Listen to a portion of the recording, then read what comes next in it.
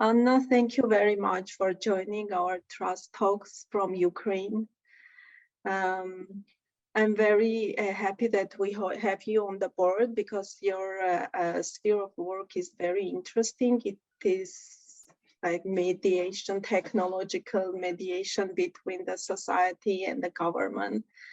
And maybe you can share with us your thoughts, your insights about how is that situation with trust between the society and local governments or the governance or media, like over all of these CSO parties in Ukraine.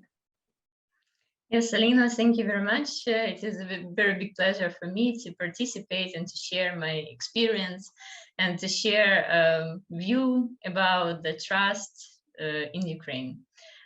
So I've worked for the local CCO, and also I'm an expert of the national CCO. So I have some different points of view about that and have a different background to share my thoughts and ideas. Recent researches says that probably the level of trust for the local governments is really higher to comparing to the national government. And of course, considering the war in Ukraine, we know that our military forces are really reliable and many people trust to them. Also, people trust really a lot to civil society organization and to the church. To the volunteers, of course, so all the civic society sector.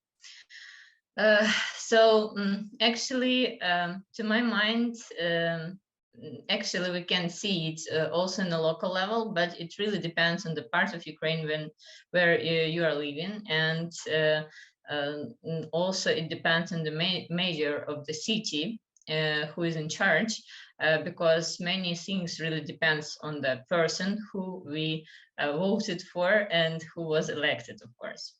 And if the person demonstrates a democratic style of governance, of course, the level of trust to him and to all the local government, just in general, really, really high. But in fact, in many other cities, we can see the many facts of corruption, sometimes bribery, of course, sometimes many illicit activities, I would say. And of course, in such cases, level of trust is really low. But it is nothing unexpectable. The same thing we have in our personal relationship. If we have friends, for example, if we have boss, for example, we trust to friends and to boss in case if everything is expectable, if we know the rules and everybody have to feel them. And of course, if something going wrong, everything has to be decided somehow. That is why it's a big problem with the courts in Ukraine, yes, and it also affects the level of trust. In case your friend tells you that, okay, this situation can be done in this way and I'm gonna help you, and in fact, this person doesn't help, so of course we have some things with level of trust, we have some issues here, and we see it, and if it continues happen from time to time, of course we cannot trust this person. The same thing is happening at the local level and in the national level. When we hear from government that everything gonna be fine, but in fact we see that nothing gonna be fine, or at least it's not fine right now, and we cannot trust to that government. And of course, e-participation tool, so my sphere of expertise, it actually gives opportunity to be like the delivery system or delivery service from society to local authorities and also to the national authorities. It is very important to understand what people really think about this and that situation, about this and that regulation, about the situation in some specific sphere, for example, of economy.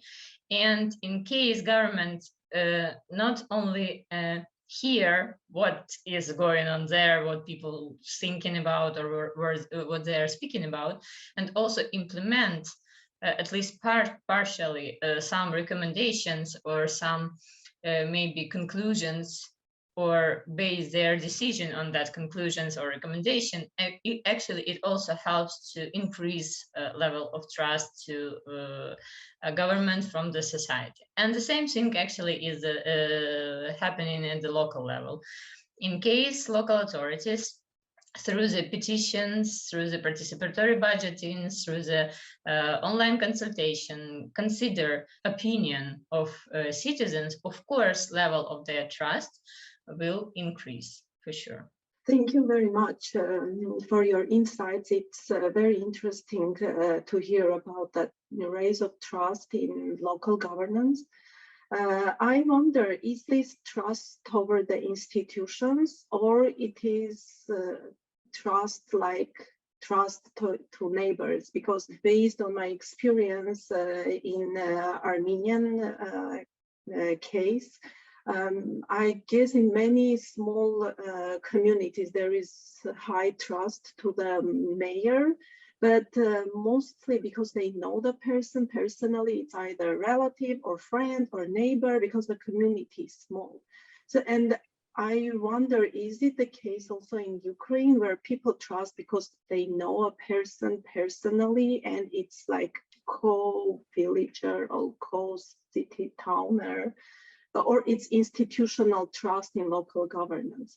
So this is my first question. And I had also the second remark that your point was, if I understand correctly, that the trust comes if there is also trustworthiness there. So yeah, how do we guarantee the trustworthiness except of the communication?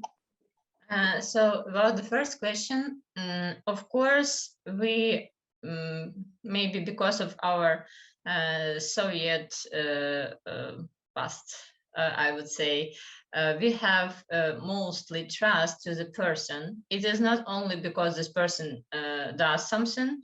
So no, I mean that it is not only because we know this person. It is also could be because we see that person does many good things, and so our community now lives better. We have better conditions, I don't know, in hospitals and schools.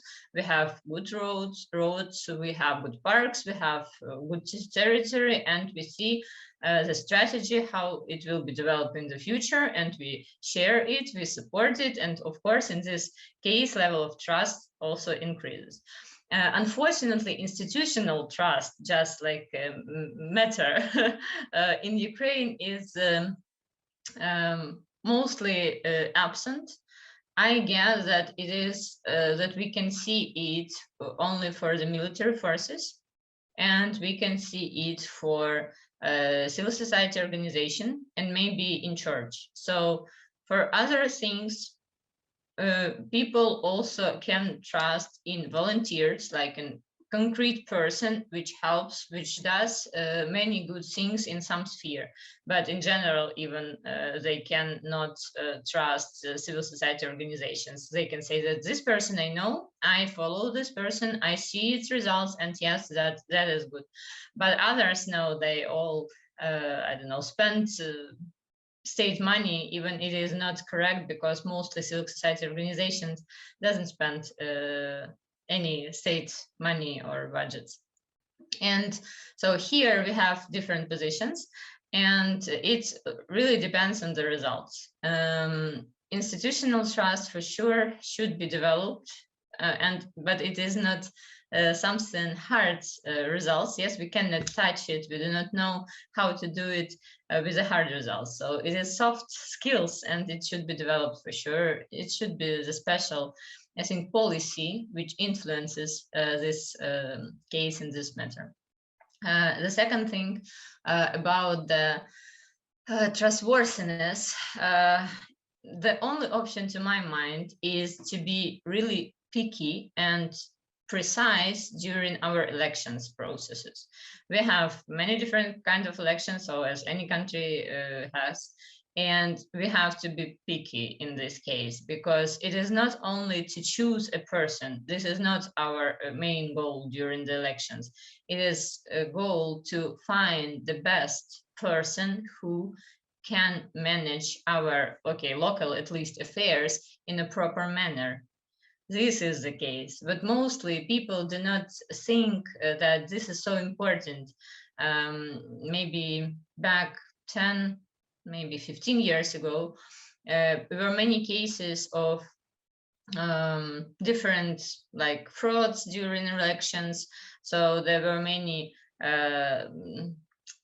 cases of that some materials were just lost, and so of course people do not really trust in the elections procedure. But actually, like last 5, 7, 10 years, the election procedures are really nice in Ukraine. They're reliable, they're good, and they're really trustworthy, and also results were supported many times by different international organizations. And actually, it is a very big matter to understand that your vote really matters, for sure. And it is better to go than not to go, any case.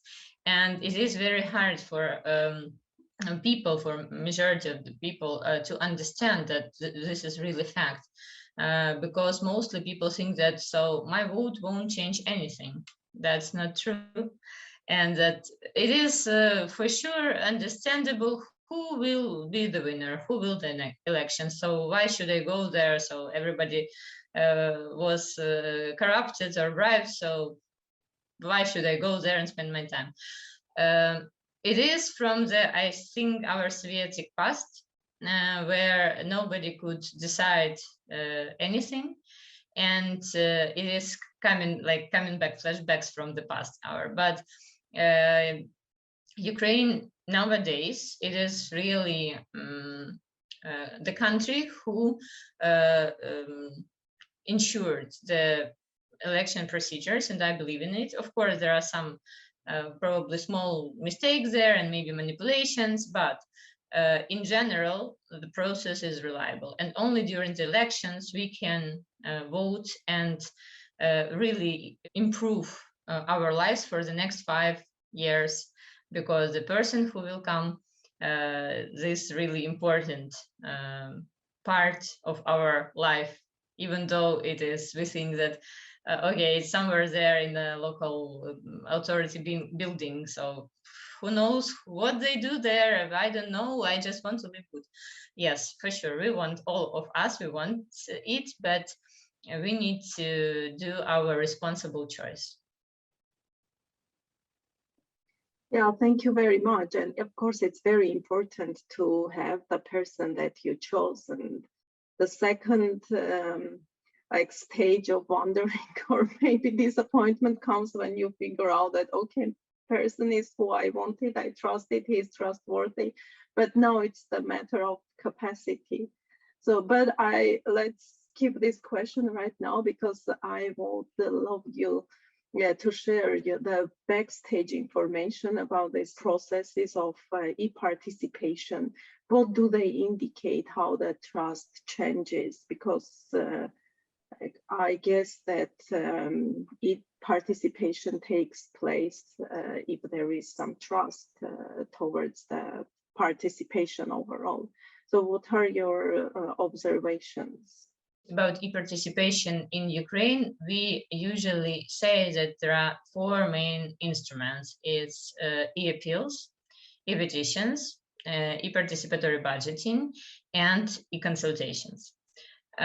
So purely any process cannot show some trust, except, I think, the really questionnaire, yes, some sociological research, so only this, of course.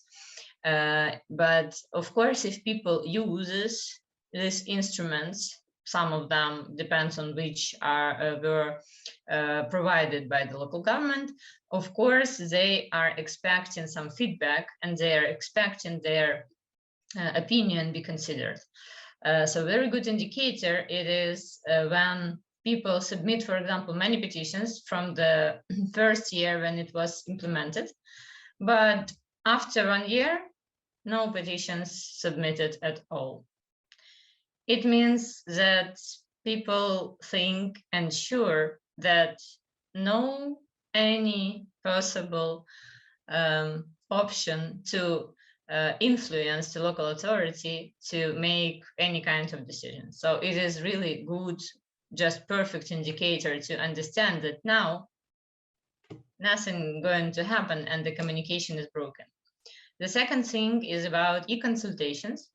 Of course, it really takes some time to share information with people and to involve them in these processes because they do not know how to do it. And of course, there's a special process, I mean, internal and local authority has to be done.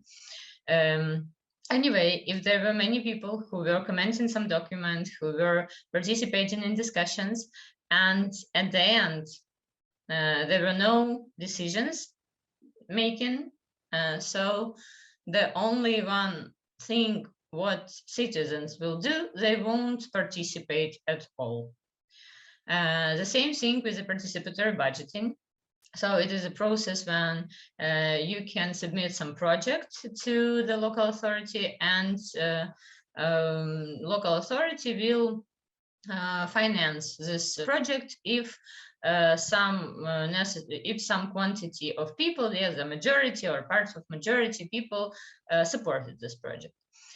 And in case if these projects from the last years were not implemented, for example, so people did some work, they made really huge work to submit this application after to gather people to vote for this project. They did really amazing job and many communicational channels were involved, of course, and all their relatives or their friends, maybe local media and all different possible channels were really involved and people really did a great job and they won. And if the project were not implemented, of course, it will show that it is like not trustworthy. So, and this will also influence on the quantity of the project that people submit for the next period and the quantity of voters for these projects. So it is also a good indicator. About e-appeals, this only also could be two positions. From the very beginning, people can be angry and just spam the local authority with the same questions all the time, just because they are unhappy with the answers and they should that their some ideas or their some, I don't know, good intentions have to be heard at least and have to be, of course, somehow resolved. So, and the other hand, yes, of this thing, people just do not send any appeals at all. So, but this situation can be happening at the very beginning, because if people know that major or local authorities will hear them, of course they won't send many e-appeals, for example, just to monitor some things or just to check some things, because they will be sure that everything's going to be fine. And if the strategy of the city development really supported by citizens, of course, many different instruments are just not our desire to be used, because everything is fine. So we are going to that process when everything is fine, because by the end, all of us, we want to live our lives. We want to go to our, I don't know, beloved work. We want to stay with our families, stay with our children, and we do not want to pay too many attention to the local authorities' work or what they do there. We actually do not want to do it. It is just the necessity for now. And I have this small dream that once we actually would not need this pressure to the local authority. We won't need any education or advocacy campaigns. And so this would be just something from the past, I think. Yeah, thank you very much. You gave a very good picture of how e-participation indicates the trust or relations between the society and the local governance. I wonder what are the trends in Ukraine? Like, can you say that the participation is growing, or all the indicators that show trust, like changes toward the change toward the trust or the opposite? Do you have some picture of the trends? The trends nowadays in Ukraine is digital transformation. Just it's a national priority. So, and of course, it goes from the national authority to the local authority level, and it helps actually everyone to feel this digitalization in fact, I would say, in everyday life. And of course, there are also many connections. For example, if people send many appeals or requests for public information on some topic and the same topic, for example, for the same topic, it means that this information is not public or wasn't published. So probably it is the case to publish this information to all of people, and they won't send such huge quantity of this requests or e-appeals. And many cities actually goes in this direction and monitor what actually should they open up, what data, yes, how to improve their communication with citizens, and how to show citizens everything they need for their everyday life. I would say that quantity of for example, participation budgets or city who implemented participatory budget were decreased in 2020. I'm sure that it is because of the pandemic of COVID-19, because many things that have to be done for this project have to be offline. Of course, many cities transferred some processes online and did everything. And also it was due to the lack of costs for some anti-COVID measures, and they just took it from this participatory budgeting. So not in all the cities, of course, but some of them, yes, it was the practice, like was cases about it. And many of cities, they said that we will implement projects next year. But so the beauty probably of e-participation tools is that we can all the time measure it, but in 1 year. So only in the beginning of the next year, we will understand how was in this year, how was happening and how was going on.